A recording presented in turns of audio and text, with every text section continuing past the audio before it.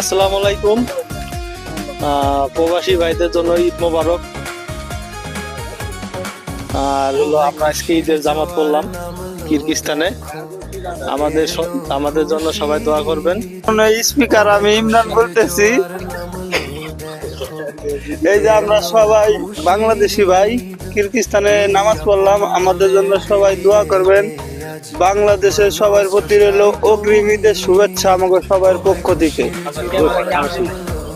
মাননীয় প্রধানমন্ত্রী মাননীয় দৃষ্টি আকর্ষণ করছি, ভাইরা আমার পাশাপাশি থাকেন।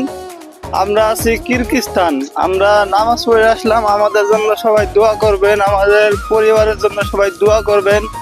আমরা বাপ মা ছেলে সন্তান থুয়া খুবই কষ্টের সাথে আমরা ঈদ করলাম, কিছু করার নাই আমাদের। বা এই যে আমাদের মাননীয় সংসদ সদস্য প্রধানমন্ত্রী